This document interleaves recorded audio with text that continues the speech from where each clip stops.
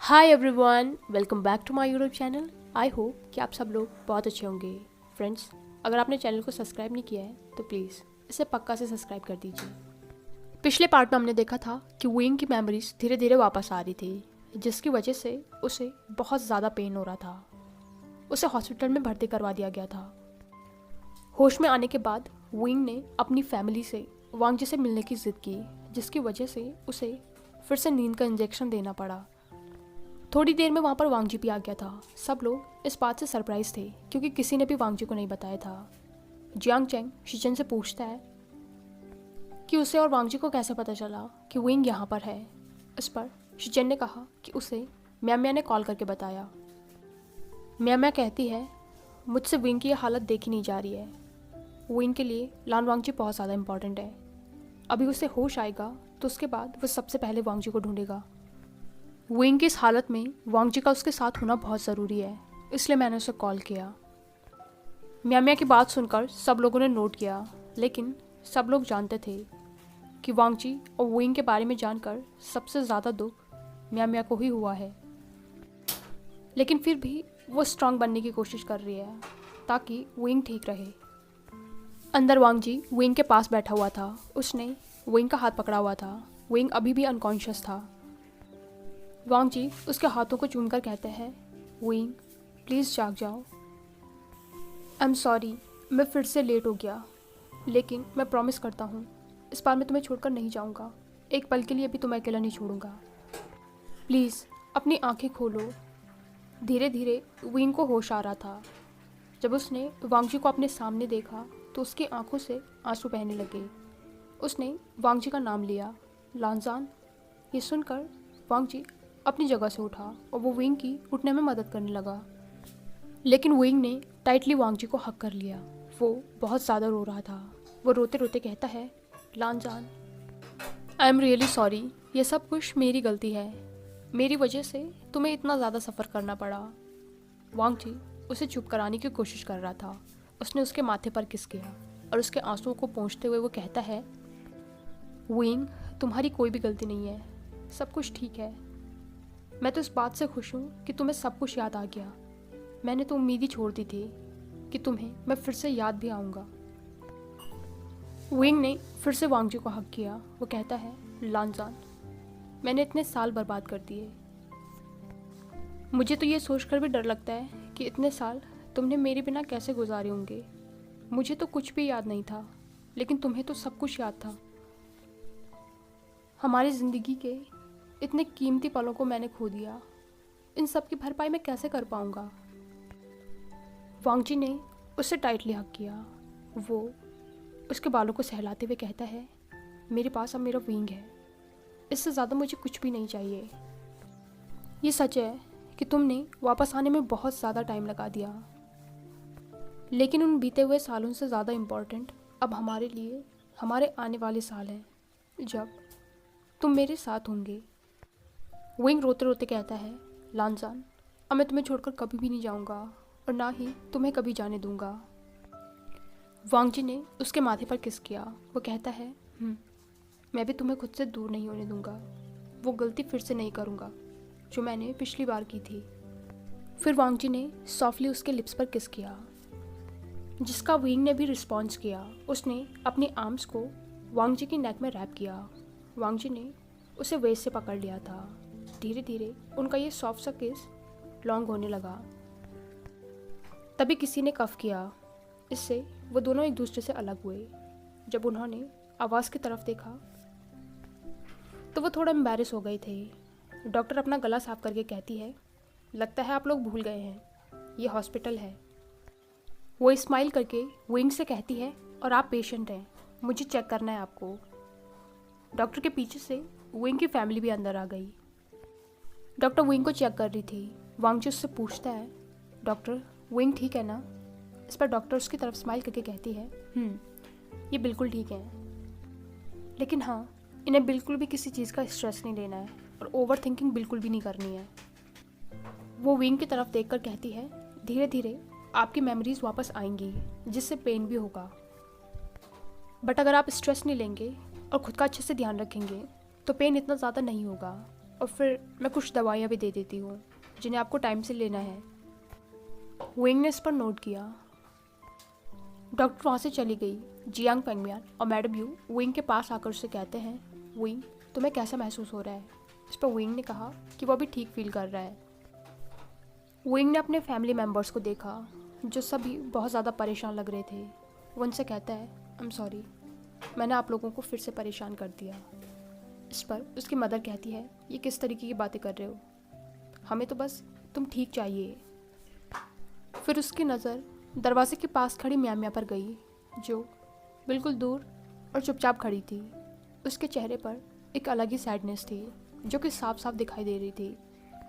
उसे देखकर विंग को एक अजीब सी बेचैनी हुई। उसे अपने अंदर एक अजीब सा खालीपन महसूस हो रहा था। जब उसने वांग जी को अपने सामने देखा तो वो सब कुछ भूल गया था। लेकिन अब म्याम्या को देखकर उसे रियलाइजेशन हो रहा है कि उसकी लाइफ में कितनी सारी चीज़ें बदल गई हैं। तभी वांग जी ने उसका हाथ पकड़ा। विंग ने उसकी तरफ देखा, फिर उसने म्याम्या की तरफ देखा। म्याम्या उसकी तरफ देखकर स्माइल करती है, जैसे वो उसे अश्योर करने की कोशिश कर रही हो कि सब कुछ ठीक है। लेकिन मन ही मन में विंग जानता है कि कुछ भी ठीक नहीं है। वो अपने मन में ही सोच रहा था कि ये सब कुछ उसके साथ ही क्यों हुआ। तभी जंगशा अंदर आया। अंदर आकर वो कहता है, माँ, बाबा, विंग को डिस्चार्ज मिल गया है, हम उसे घर ले जा सकते हैं। सभी लोग विंग के साथ घर आए। वांग जी ने शिचन से कहा कि वो भी विंग के साथ रहेगा, इसलिए शिचन घर चला गया था। घर पहुंचकर जैसे ही विंग अंदर गया, आयुआन दौड़कर उसके पास आया। उसने उसके पैरों को टाइटली हग किया। वो अभी भी रो रहा था। विंग ने उसे अपनी गोद में उठाया। आयुआन कहता है, बाबा आप ठीक है ना? विंग उसे चुप कराते हुए कहता है कि वो बिल्कुल ठीक है। वो सब लोग आपस में बैठकर बातें कर रहे थे। विंग के पेरेंट्स के पूछने पर वांग जी ने उन्हें सब कुछ बताया कि कैसे उसने विंग को हर जगह ढूंढा, उनके पुराने शहर से लेकर हर उस जगह जहां वो सोच सकता था। लेकिन उसे नहीं पता था कि वो लोग यूनपिंग सिटी गए होंगे। उसने वेंचिंग से भी कहा कि उसे नहीं पता था कि वो अभी भी जियांगचेंग के कांटेक्ट में है, वरना शायद वो विंग को बहुत पहले ढूंढ लेता। यानली उससे कहती है कि उसके अंकल भी बोल रहे थे कि उन्होंने भी विंग को ढूंढा।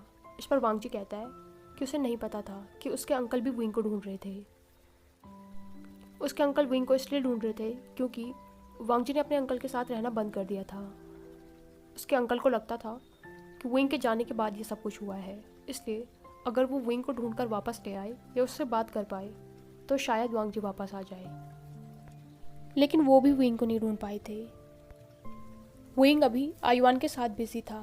वो आयुआन को बता रहा था कि वो बिल्कुल ठीक है और आयुआन उसे चेक कर रहा था कि कहीं उसके बाबा हर्ट तो नहीं है। तभी वांग जी की नज़र गार्डन में खड़ी म्याम्या पर गई जो बिल्कुल अकेली थी, इसलिए वो उससे बात करने चला गया। शायद वो कुछ सोच रही थी। जैसे ही वांग जी वहाँ पर गया वो थोड़ा सरप्राइज हो गई थी। वो उससे कहती है, ओह लान वांग जी, तुम हो? वांग जी ने उससे कहा, miss Luo, I am sorry, ये जो कुछ भी हुआ उसके लिए।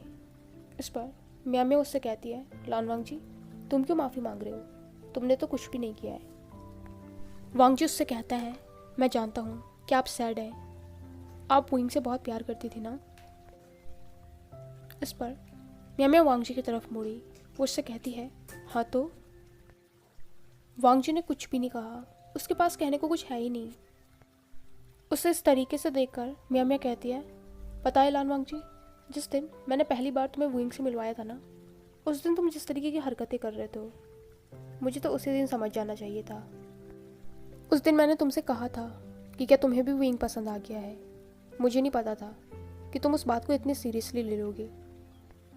म्याम्या की बात सुनकर वांग जी को ऐसा लगा जैसे वो उससे ताना दे रही हो, लेकिन फिर भी वो चुप रहा। तभी उसने महसूस किया कि म्याम्या रो रही है। वांग जी ने उसकी तरफ देखा।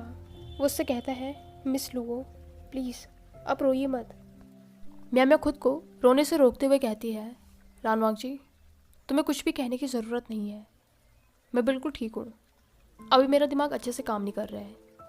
मुझे कुछ टाइम अकेले रहना है, प्लीज़ तुम यहाँ से चले जाओ। वांग जी उसकी बात सुनकर वहाँ से वापस आ गया। अंदर बाकी लोग भी इसी बारे में बात कर रहे थे कि उन्हें म्याम्या से क्या कहना चाहिए, क्योंकि विंग को अब वांग जी के बारे में सब कुछ याद आ गया है। अब वो वांग जी से तो अलग रही करनी। विंग ने म्याम्या और वांग जी को बात करते हुए सुन लिया था। उसने देखा था कि कैसे म्याम्या बहुत ज़्यादा सैड है, और उससे बात करने के बाद वांग जी भी सैड होकर ही वापस आ रहा है।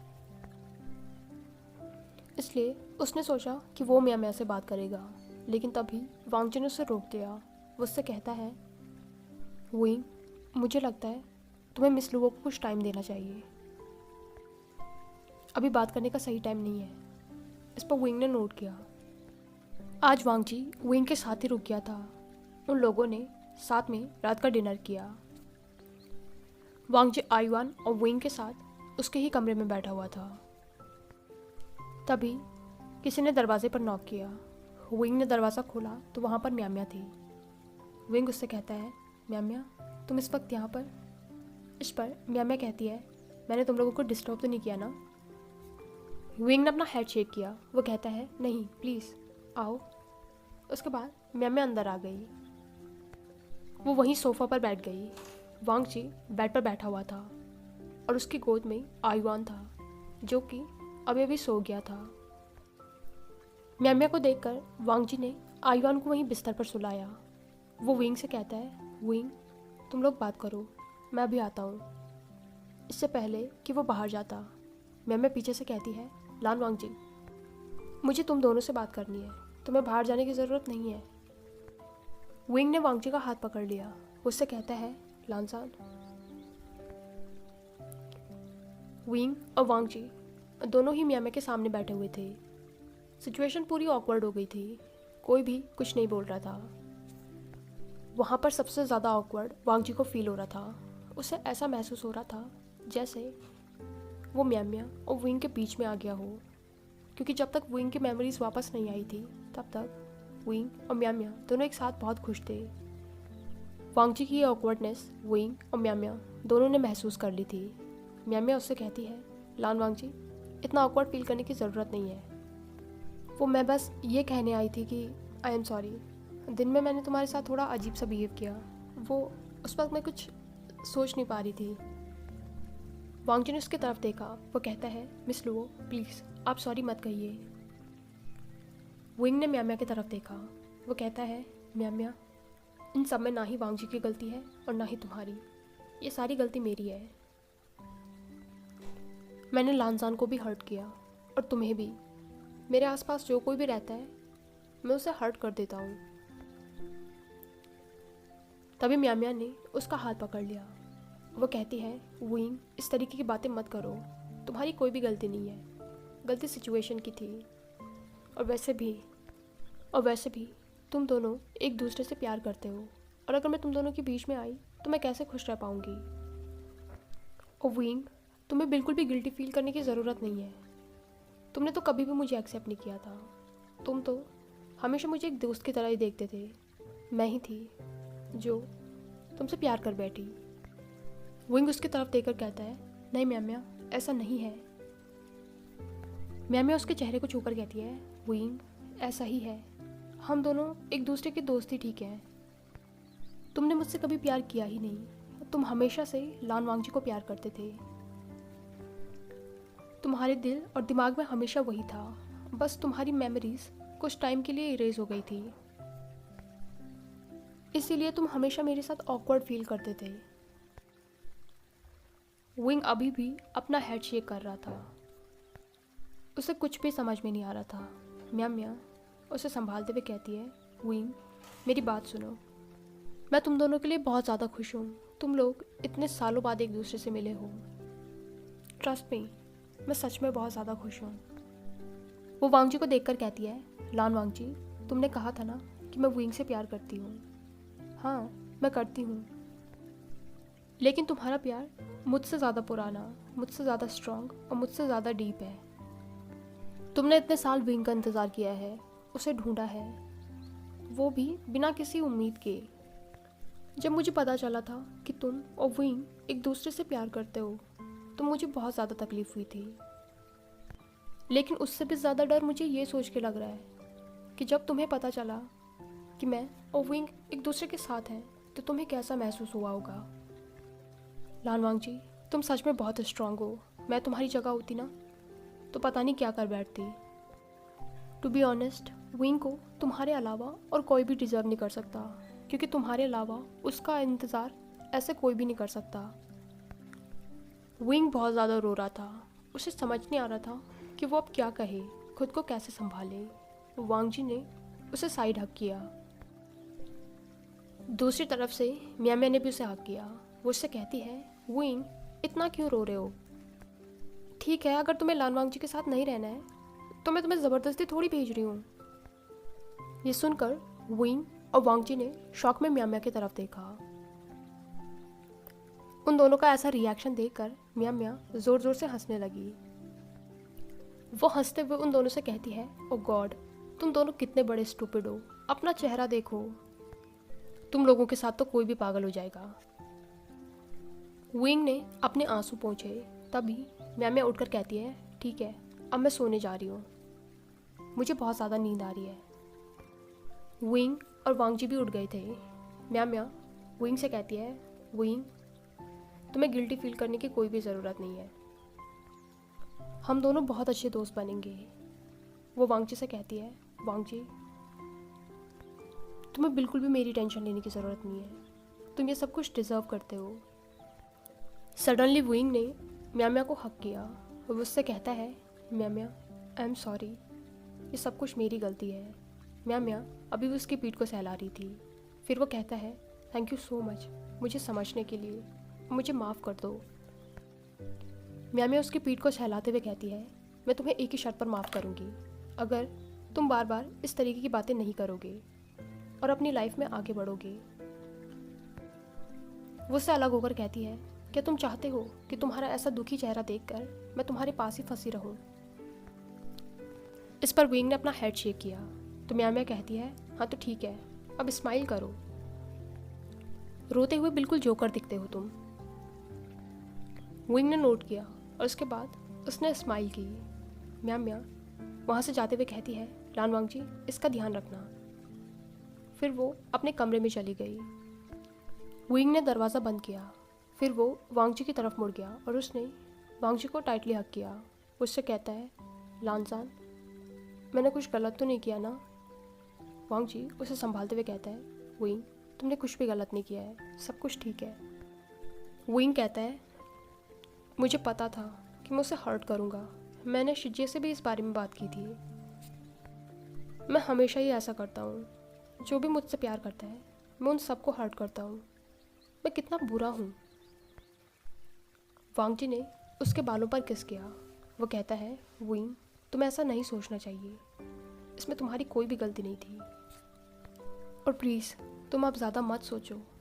तुम्हें याद है ना डॉक्टर ने क्या कहा, अगर तुम इस तरीके से स्ट्रेस लोगे तो तुम्हारी तबीयत बिगड़ सकती है। अभी तुम सो जाओ, हम कल बात करेंगे। विंग ने इस पर नोट किया। वो जाकर आईवान के बगल में लेट गया।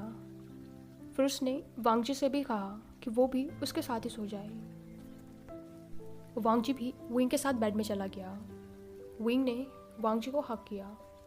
वांग जी ने उसके माथे पर किस किया और उसके बाद वो दोनों सो गए। हाय एवरीवन, आई होप कि आपको आज का पार्ट पसंद आया हो। अगर आपको ये वीडियो पसंद आई हो तो इसे लाइक, कमेंट, शेयर और चैनल को पक्का से सब्सक्राइब कीजिए। Thank you.